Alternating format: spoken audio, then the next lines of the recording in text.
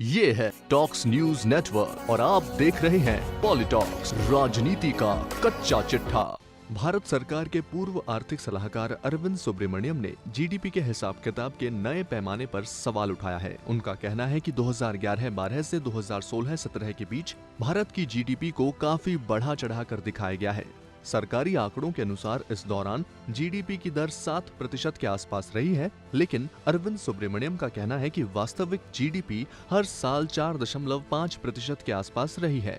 अरविंद ने इसे अपने ताजा शोध पत्र में साबित किया है, जिसे हार्वर्ड यूनिवर्सिटी ने छापा है। सुब्रमण्यम का कहना है कि 2011 के पहले जिस तरह से मैन्युफैक्चरिंग सेक्टर के योगदान को जीडीपी में जोड़ा जाता था, उसे पूरी तरह बदल दिया गया है। उन्होंने अर्थव्यवस्था के 17 सेक्टर के आधार पर भारत की जीडीपी में 2.5% की हेराफेरी पकड़ी है। ये भी ध्यान रखना चाहिए कि भारत ने जो नई प्रणाली अपनाई है, उसमें 21 सेक्टर का हिसाब लिया जाता है, जिसे लेकर विवाद हो रहा है। उन्होंने लिखा है कि भारत की नीति की जो गाड़ी है, उसमें लगा स्पीडोमीटर गड़बड़ है, बल्कि टूटा हुआ है। सुब्रमण्यम ने 17 सेक्टर के आधार पर अपनी गणना की है। गणना का काल 2002 से 17 है। बिजली का उपभोग, दुपहिया वाहनों की बिक्री, व्यावसायिक वाहनों की बिक्री, हवाई यात्रा का किराया, औद्योगिक उत्पादन का सूचकांक, उपभोक्ता वस्तुओं का सूचकांक, पेट्रोलियम, सीमेंट, स्टील और सेवाओं और वस्तुओं का आयात निर्यात। इससे आपको पता चला कि इन सेक्टरों के आधार पर जीडीपी का मूल्यांकन होता है।